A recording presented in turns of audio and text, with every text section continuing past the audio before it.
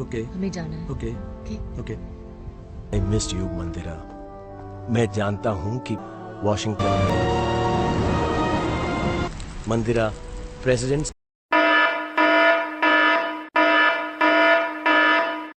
Halo sedulur sinema sekejap. Dimanapun kalian berada, mau di rumah, di kantor, di warung kopi, atau lagi rebahan sambil scroll-scroll gak jelas, selamat datang kembali di channel yang siap nemenin kalian mager tapi tetap update film. Nah, kali ini gue bakal bahas alur cerita film India legendaris, My Name is Han. Film ini nyeritain tentang seorang pria dengan sindrom Asperger yang punya misi luar biasa, ketemu Presiden Amerika. Demi apa? Demi membuktikan bahwa, nama saya Han, dan saya cinta damai. Pemeran utamanya? Siapa lagi kalau bukan Shah Rukh Khan? Dijamin, film ini bikin kalian baper, tegang, terharu, sekaligus mikir keras. Jadi, daripada penasaran dan kebanyakan mikir, langsung aja kita gas tonton bareng-bareng. Sebelum lanjut, pastiin kalian udah tekan tombol subscribe dan bunyikan loncengnya biar gak ketinggalan cerita-cerita film seru lainnya dari gue.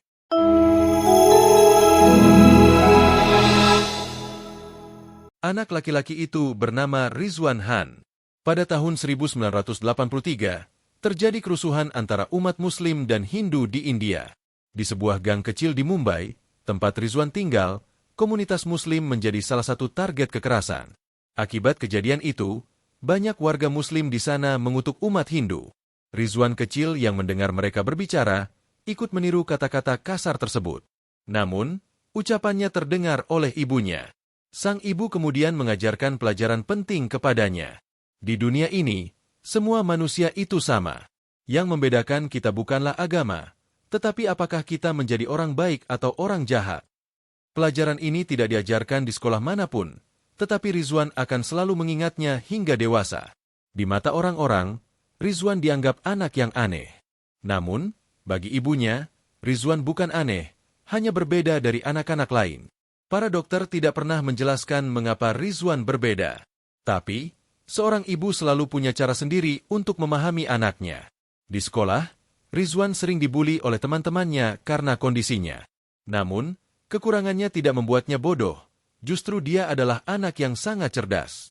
Karena itu, ibunya membawanya ke seorang pria bernama Mr. Wadia, seorang yang berpendidikan tinggi dan memiliki banyak gelar. Ibunya berharap Mr. Wadia bisa mengajari Rizwan di rumahnya. Awalnya, Mr. Wadia menolak. Namun, setelah mendengar Rizwan berbicara dalam bahasa Inggris yang fasih tentang keluarganya, akhirnya dia setuju. Rizwan pun mulai belajar dengannya. Dari Mr. Wadia, Rizwan belajar banyak hal tentang ilmu pengetahuan dan tentang kehidupan. Suatu hari, ketika Rizwan ingin belajar di rumah Mr. Wadia, ia disuruh pulang karena daerah itu sedang banjir. Namun, bukannya pulang, Rizwan justru membuat pompa air sederhana dari sepeda untuk mengalirkan air keluar. Melihat hal ini, Mr. Wadia terkesan dengan kecerdasan muridnya. Penduduk sekitar juga memuji Rizwan, yang mengayuh sepeda dari pagi hingga malam untuk menyedot air. Sejak saat itu, ia mulai dikenal karena kepintarannya. Banyak orang datang membawa barang elektronik untuk diperbaiki oleh Rizwan. Kemampuannya ini ia peroleh karena sering menghabiskan waktu di bengkel tempat ayahnya dulu bekerja. Suatu hari, kakak Rizwan, Zakir, pulang dari sekolah dengan trofi kemenangan. Ia ingin menunjukkan prestasinya kepada ibu. Namun, sang ibu malah terus berbicara dengan Rizwan, seolah tidak memperhatikannya. Merasa diabaikan, Zakir marah dan melampiaskan emosinya pada Rizwan. Ia menyalahkan Rizwan atas semua perhatian yang tidak ia dapatkan. Hingga mereka tumbuh dewasa, Zakir tetap membenci Rizwan. Zakir kemudian kuliah di Amerika, sementara Rizwan tetap tinggal di India bersama ibunya. Beberapa tahun kemudian, Zakir menikah dan menetap di Amerika. Ia meminta ibunya ikut pindah ke sana, tetapi ibunya menolak karena tidak ingin meninggalkan Rizwan. Akhirnya, Zakir yang mengurus kepindahan Rizwan ke Amerika.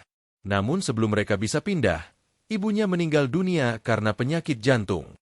Rizwan pun tinggal sendiri di India. Setelah ibunya meninggal, Rizwan memutuskan pergi ke Amerika sendiri. Ia tinggal di San Francisco bersama Zakir dan istrinya, Hasina. Hasina adalah dosen psikologi di sebuah universitas di San Francisco. Dialah orang pertama yang menyadari bahwa Rizwan mengidap Asperger syndrome. Asperger syndrome membuat Rizwan takut pada tempat baru, orang asing, warna kuning, dan suara keras. Dari kecil, tidak ada yang memberitahu Rizwan dan keluarganya tentang kondisinya. Namun kini, Hasina menjelaskan semuanya dan membantu Rizwan beradaptasi dengan lingkungan barunya. Ia juga membawa Rizwan ke Autis Foundation. Hasina kemudian memberitahu Zakir tentang kondisi Rizwan. Ia berkata, orang dengan Asperger Syndrome tidak bisa mengekspresikan perasaannya dengan mudah. Itulah yang selama ini ibu kalian coba ajarkan kepadanya. Hanya melalui sosok ibu, Rizwan bisa menyampaikan apa yang ia rasakan. Mendengar ini, Zakir akhirnya memahami kondisi adiknya. Suatu hari, Zakir membawa Rizwan ke kantornya dan memberinya pekerjaan sebagai salesman, menjual produk ke beberapa toko kecantikan. Rizwan pun mulai bekerja dan mengantarkan produk ke beberapa toko. Namun, saat menyeberang jalan, ia melihat garis kuning di trotoar. Sindromnya kambuh. Ia takut, bingung, dan hampir tertabrak kereta. Orang-orang segera berkumpul untuk melihat apa yang terjadi. Di tengah kekacauan itu, ada suara seorang wanita yang menarik perhatian Rizwan. Wanita itu berkata kepadanya, "Tidak ada yang perlu ditakuti, tapi jangan biarkan rasa takutmu menjadi begitu besar hingga menghalangimu mencapai tujuan." Kata-kata itu membuat Rizwan penasaran dengan pemilik suara lembut tersebut. Ternyata, suara itu milik seorang wanita yang bekerja di toko kecantikan di seberang jalan. Rizwan pun pergi ke sana. Di dalam toko, ia memperkenalkan dirinya kepada orang-orang di sana dan bertemu dengan seorang wanita bernama Mandira, wanita yang membantu dan berbicara dengannya di jalan tadi. Seiring waktu, mereka menjadi semakin akrab. Rizwan sering menjual produknya di toko kecantikan Mandira, bahkan semakin sering berkunjung ke sana. Hingga suatu hari, ia meminta Mandira memotong rambutnya. Dan secara spontan, setelah selesai, ia berkata, "Menikahlah denganku." Namun, Mandira menganggap itu hanya ucapan terima kasih karena Rizwan menyukai potongan rambutnya. Padahal, saat itu Rizwan tidak sedang bercanda. Keesokan harinya, Rizwan kembali menemui Mandira dan mengatakan bahwa ia tahu tentang pernikahan Mandira di masa lalu. Ia mendapatkan informasi itu dari Rita. Mendengar hal itu, Mandira langsung kesal dan menyuruhnya pergi. Namun, Rizwan hanya menjawab, "Menikahlah denganku." Mandira tetap tidak peduli dan kembali menyuruhnya pergi. Sejak saat itu, Mandira mulai menghindari Rizwan. Tapi Rizwan tidak menyerah. Ia mencoba mendekatinya lagi dengan membawakan coklat dan balon. Alasan Mandira marah adalah karena Rizwan membahas masa lalunya yang sebenarnya ingin ia lupakan. Mandira adalah seorang ibu tunggal dan memiliki seorang anak bernama Sam. Rizwan berulang kali melamar Mandira, tetapi ia menganggapnya hanya bercanda. Akhirnya, mereka membuat kesepakatan. "Jika kamu bisa menunjukkan satu tempat di San Francisco yang belum pernah aku kunjungi, aku akan menikah denganmu," kata Mandira. Rizwan pun mengajaknya ke berbagai tempat yang menurutnya belum pernah didatangi Mandira. Namun sayangnya, semua tempat yang ia tunjukkan sudah pernah dikunjungi Mandira. Meski begitu, mereka tetap menghabiskan banyak waktu bersama, dan Rizwan semakin dekat dengan Sam. Suatu hari, Mandira dan Sam memutuskan pindah ke Benfield, California, karena Mandira ingin membuka toko kecantikannya sendiri di sana. Rizwan membujuknya agar membawanya ikut serta. "Tubuhku kurus, jadi aku tidak akan memakan banyak tempat," katanya. Ia juga menambahkan bahwa ia bisa memperbaiki kulkas, microwave, dan barang elektronik lain di rumah Mandira. Namun, Mandira tetap tidak bisa mengajaknya pindah. Akhirnya, Mandira menerima lamaran Rizwan. Suatu pagi, Rizwan menjemput Mandira saat ia masih mengenakan baju tidur. Ia membawanya ke sebuah tempat tinggi untuk melihat San Francisco yang masih diselimuti awan. Pemandangan itu belum pernah Mandira lihat sebelumnya. Karena itulah, akhirnya Mandira menerima lamaran Rizwan. Kegigihan Rizwan berbuah manis. Rizwan segera memberitahu kakaknya, Zakir, tentang kabar baik ini. Namun, Zakir tidak senang. Ia menentang keras pernikahan adiknya, karena ternyata Mandira adalah seorang Hindu. "Jika kau menikah dengannya, maka hubungan kita sebagai saudara akan berakhir," kata Zakir. Namun, bagi Rizwan, tidak ada yang berbeda. Seperti yang ibu katakan, di dunia ini hanya ada dua jenis manusia, orang baik dan orang jahat, bukan Muslim atau Hindu. Karena keyakinannya itu, Rizwan tetap menikahi Mandira. Beruntung, Hasina mendukung Rizwan dan menghadiri pernikahannya. Saat itu, hanya Hasina yang benar-benar memahami dirinya. Setelah menikah, Rizwan dan Mandira hidup bersama tanpa memedulikan perbedaan agama. Mereka hidup bahagia sebagai keluarga. Namun, kebahagiaan mereka tidak bertahan lama. Terjadi tragedi besar, serangan terhadap menara kembar WTC. Dunia menyaksikan dua menara tertinggi saat itu runtuh oleh pesawat dan berubah menjadi puing-puing.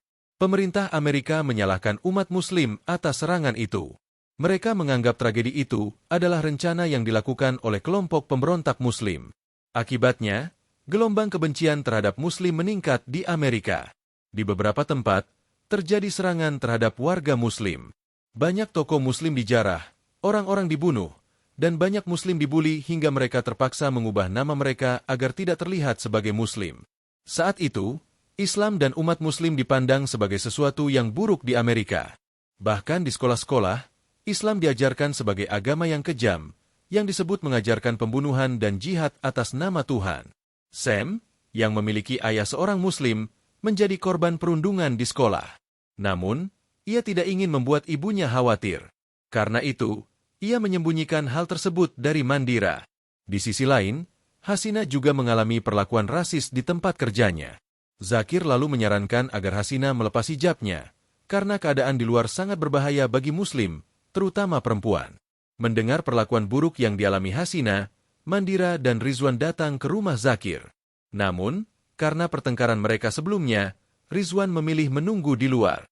Zakir lalu mendekatinya dan mengajaknya masuk, tetapi Rizwan tetap menolak. Melihat hal itu, Zakir menangis.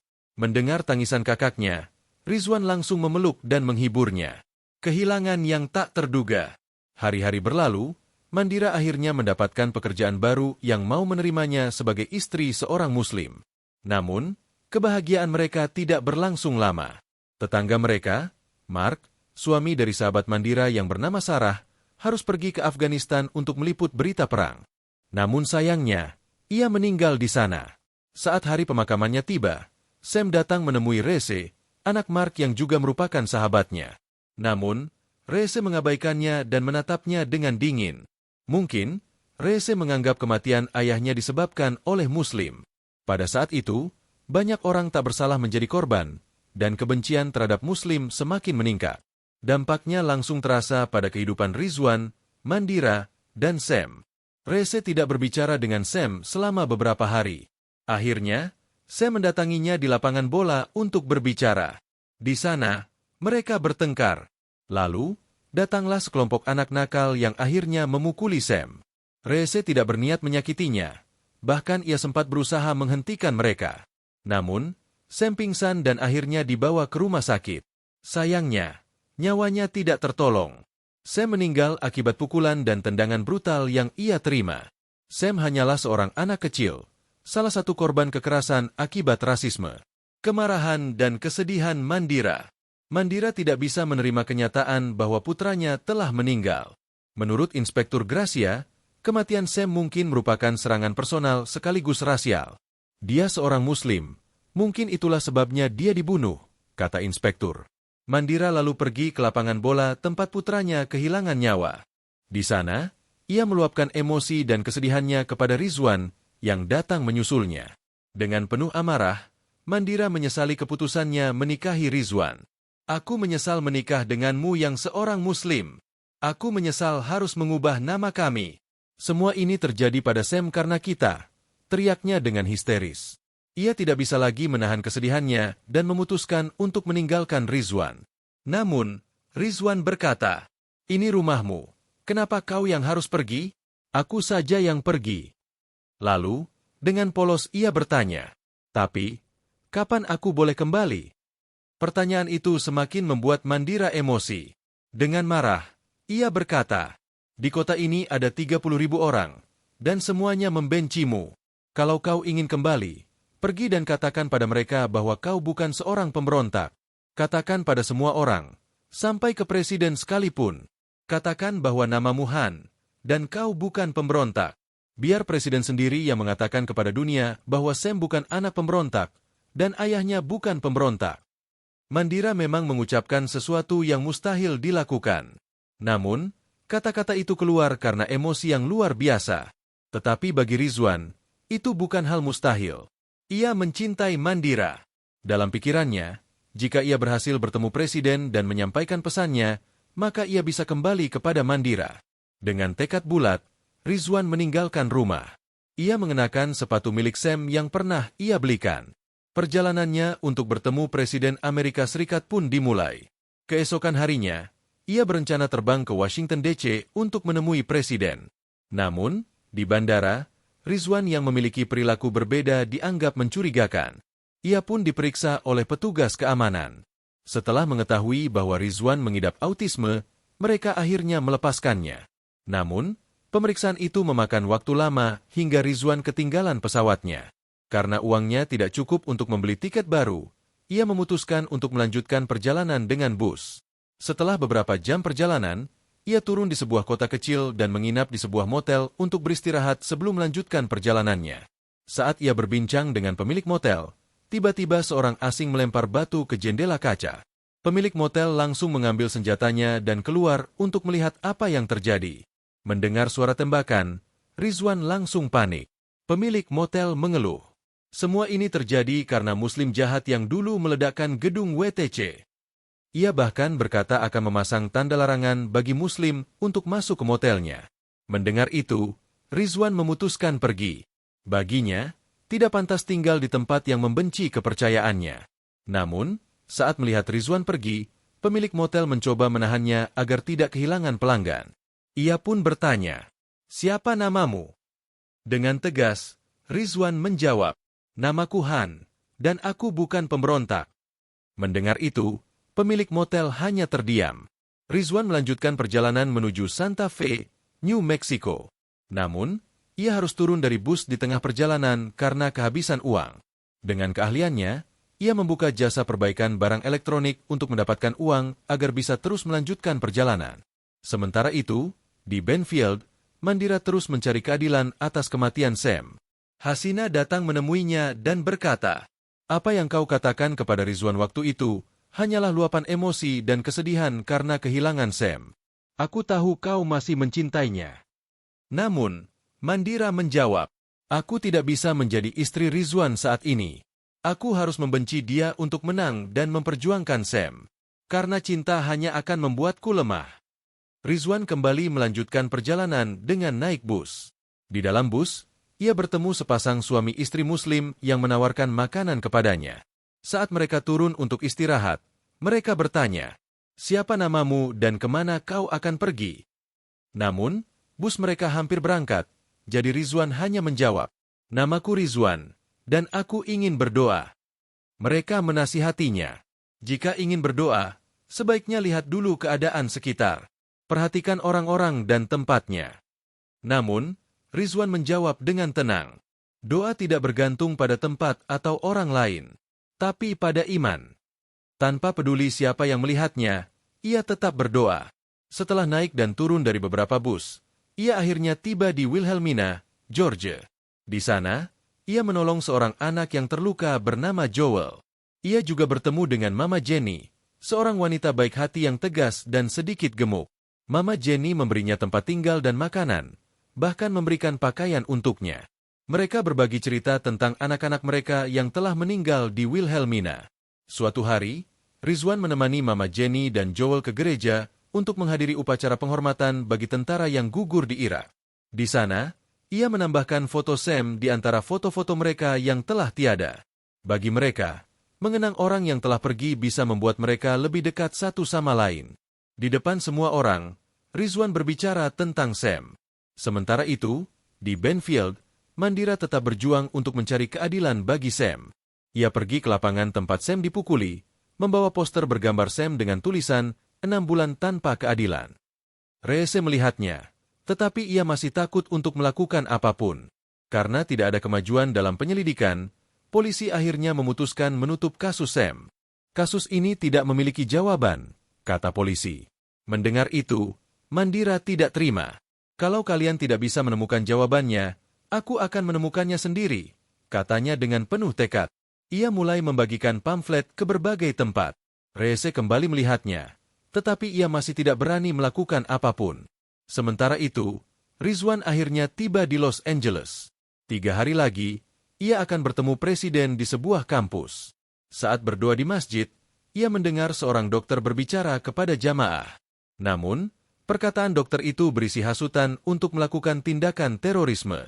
Mendengar itu, Rizwan langsung berkata, "Dokter itu pembohong. Jalan Tuhan adalah jalan kasih sayang, bukan pertumpahan darah dan peperangan." Ia bahkan melempar batu ke dokter itu dan berteriak, "Setan!" Ia mengulanginya 3 kali. Hari yang dinantikan pun tiba. Presiden datang ke kampus, ribuan orang berkumpul, termasuk wartawan dan masyarakat. Melihat itu, Rizwan berlari ke arah presiden dan berteriak berkali-kali, "Namaku Han, dan aku bukan pemberontak." Teriakannya menarik perhatian seorang juru kamera yang kemudian merekamnya. Namun, teriakannya justru disalahartikan oleh orang-orang di sekitar. Beberapa orang panik dan berkata, "Dia seorang pemberontak." Keadaan menjadi kacau. Orang-orang berhamburan menyelamatkan diri, termasuk presiden. Rizwan akhirnya ditangkap oleh polisi. Di dalam tahanan, Rizwan diperlakukan dengan sangat buruk. Ia disiksa secara fisik dan mental. Polisi memukul dan menginterogasinya secara brutal. Meskipun begitu, Rizwan tetap tidak mengubah perkataannya. "Namaku Han, dan aku bukan pemberontak." Ia terus mengulanginya. Selama berminggu-minggu, Rizwan diketahui mengikuti presiden. Tentu saja, hal itu membuatnya terlihat mencurigakan. Tidak mungkin ada orang normal yang mau melakukan hal seperti itu hanya karena cinta, kata orang-orang. Tapi bagi Rizwan, itu semua demi bisa kembali kepada Mandira. Seorang kameramen bernama Raj, yang merekam kejadian saat Rizwan ditangkap, tertarik menjadikannya sebagai proyek berita. Namun, temannya tidak setuju. "Dia itu Han, seorang Muslim," katanya. Tapi Raj tidak peduli. Ia tetap bertekad melanjutkan proyeknya. Mereka pun mulai mencari informasi tentang Rizwan, bahkan dengan cara ilegal. Setelah melakukan penyelidikan panjang, mereka mendapatkan semua informasi yang mereka butuhkan. Raj mencoba menyebarkan berita bahwa Rizwan bukanlah seorang pemberontak, melainkan hanya orang biasa. Namun, usaha pertamanya gagal. Keesokan harinya, Raj mencoba lagi dengan menemui Bobby, seorang reporter di stasiun TV. Namun, Bobby menolak. "Aku sibuk. Aku tidak bisa mengubah jadwalku selama 2 bulan ke depan," katanya. Saat berbicara, Raj melihat sebuah foto keluarga Bobby yang diambil sebelum tragedi September 11. Di foto itu, Bobby memakai turban khas penganut Sikh. Namun, penampilannya sekarang sudah sangat berbeda. Melihat itu, Raj berkata, "Kau mengubah seluruh hidupmu. Apakah kau takut mereka akan mengira Sikh dan Muslim itu sama? Lihatlah sekarang. Mereka bahkan tidak memperlakukan seorang Muslim seperti manusia. Apa kau benar-benar tidak bisa mengubah jadwalmu? Atau kau hanya tidak mau?" Mendengar itu, Bobby terdiam. Saat Raj tiba di rumah, ia menerima pesan suara dari Bobby. "Tonton berita besok," katanya. Keesokan harinya, berita tentang Rizwan disiarkan ke seluruh dunia. Di dalam laporan itu, Bobby mengungkapkan fakta mengejutkan. Rizwan dituduh sebagai pemberontak dan dipenjara selama 15 hari tanpa bukti dan tanpa pengadilan resmi. Zakir dan Hasina diwawancarai, mengungkapkan bahwa Rizwan sebenarnya ingin melaporkan kegiatan perekrutan teroris oleh Dr. Faisal Rahman yang ditemuinya di masjid. "Kami diminta untuk melaporkan siapapun yang mencurigakan demi melindungi negara ini dari ekstremis," kata Zakir. "Tapi saat kakakku melakukannya, dia malah dimasukkan ke penjara." Zakir juga menambahkan, pertanyaannya bukanlah mengapa dia ingin menemui presiden. Tapi, apakah salah jika seorang warga negara ingin bertemu presiden? Atau ini hanya salah jika yang ingin bertemu adalah seorang Muslim? Berita ini akhirnya sampai ke hakim yang menangani kasus Rizwan. Hakim mendengarkan rekaman panggilan Rizwan ke FBI yang membuktikan bahwa ia benar-benar melaporkan Dr. Faisal Rahman. Dengan bukti itu, Dr. Faisal dan rekan-rekannya ditangkap. Sementara itu, Rizwan dibebaskan dari semua tuduhan dan keluar dari penjara. Banyak orang yang mulai mendukung Rizwan. Bahkan, beberapa organisasi membentuk kelompok pendukung Rizwan dan menunggu di luar penjara untuk menyambutnya. Namun, hal lucu terjadi. Ketika semua orang menunggu di pintu depan, Rizwan malah keluar dari pintu belakang. Petugas berkata, ada seorang wanita gila yang datang mencarinya tadi dan juga keluar lewat pintu belakang. Rizwan tahu bahwa wanita itu adalah Mandira. Ia pun pergi mencarinya. Dari kejauhan, ia melihat Mandira berdiri di luar taksi. Namun, ia tidak menghampirinya. Aku belum bisa bertemu dengannya, pikirnya. Sebab, ia belum menepati janjinya untuk bertemu dan menyampaikan pesannya kepada Presiden. Berita tentang Rizwan mengubah banyak hal, terutama bagi umat Muslim.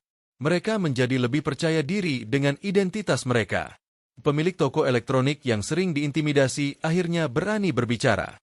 Hasina kembali mengenakan hijabnya dengan bangga. Namun, perjalanan Rizwan untuk bertemu Presiden harus tertunda. Saat dalam perjalanan, ia melihat berita bahwa Wilhelmina terkena badai dan banjir besar.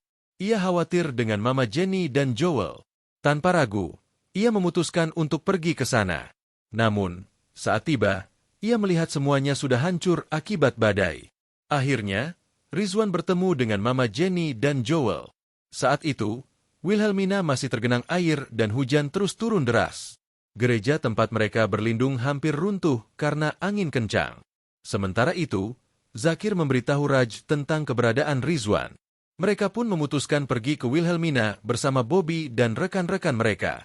Saat tiba, mereka melihat Rizwan sibuk membantu warga, memperbaiki gereja yang rusak, merawat korban yang terluka. Aksi Rizwan ini diliput oleh media dan menjadi berita besar. Seluruh Amerika terharu melihat apa yang dilakukan Rizwan, bahkan sesuatu yang pemerintah pun tidak mampu lakukan. Berita itu ditonton oleh banyak orang, termasuk Mandira. Karena aksi Rizwan, banyak orang dari berbagai ras dan agama, termasuk Zakir dan Hasina, datang ke Wilhelmina untuk membawa bantuan.